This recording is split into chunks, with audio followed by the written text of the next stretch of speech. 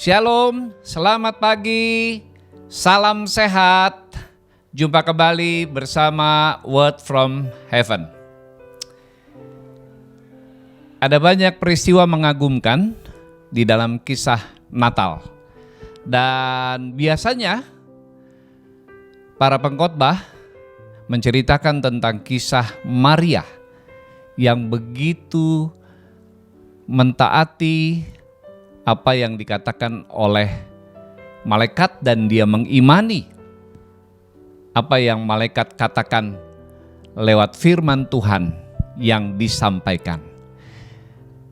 Seringkali kisah tentang Yusuf terlewat, tetapi pernahkah saudara membayangkan perjuangan yang harus dilakukan oleh Yusuf ketika dia menerima Maria?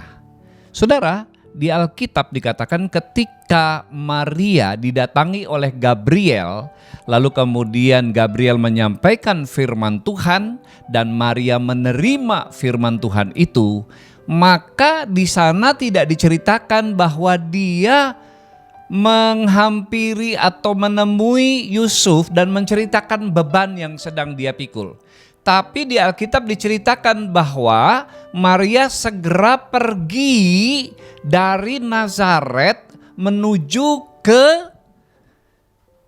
Yudea dan menemui sanaknya atau sepupunya yang bernama Elisabet, di mana Elisabet menerima anugerah Tuhan mengandung di masa tuanya. Dan ketika sampai di sana, Maria tinggal selama 3 bulan. Elisabet pada waktu itu sudah mengandung 6 bulan. Dan bayi yang dikandungnya adalah Yohanes Pembaptis. Setelah berjalan 3 bulan, maka Maria, kata Alkitab, kembali ke Nazaret dan bertemu dengan Yusuf. Disitulah Yusuf mengetahui bahwa Maria sudah mengandung karena sudah ada benih 3 bulan di dalam rahim Maria. Apa yang Alkitab katakan? Yusuf mengasihi Maria. Itu sebabnya dia mengambil keputusan diam-diam akan menceraikan Maria tunangannya. Saudara yang dikasihi Tuhan, di saat-saat yang seperti itu tentu ada peperangan batin di dalam hati Yusuf. Sekalipun dia mengasihi tunangannya Maria dan kemudian Maria bercerita bahwa di dalam kandungannya ada benih dari Roh Kudus dan dia akan melahirkan seorang anak nantinya kelak. Tapi apakah Yusuf bisa menerima mentah-mentah hal itu? Buktinya tidak. Karena di Alkitab dikatakan di dalam Matius, Yusuf diam-diam akan menceraikan Maria. Artinya sekalipun dia mengasihi Maria, tapi dia tidak percaya dengan Maria.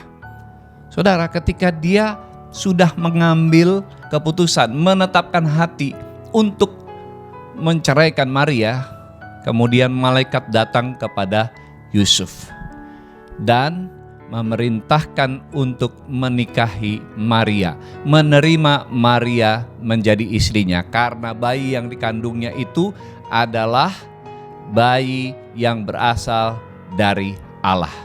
Benih dari Allah ada di dalam rahim Maria.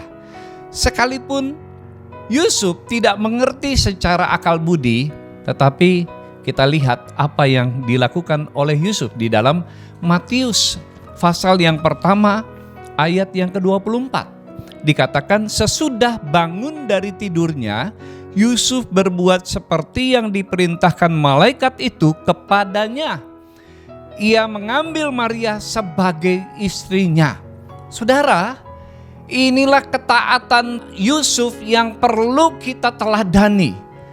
Sebagai seorang yang percaya kepada Tuhan, seringkali kita berkata kita mencintai Tuhan, kita mengasihi Tuhan, tetapi tindakan kita belum tentu ketaatan, belum tentu kita memiliki penundukan diri kepada Tuhan.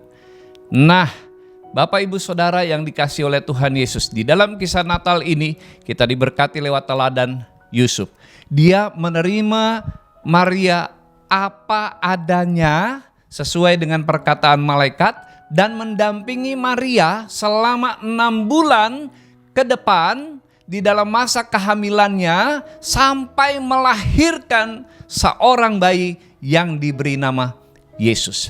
Inilah teladan ketaatan seorang Yusuf kepada perintah Tuhan.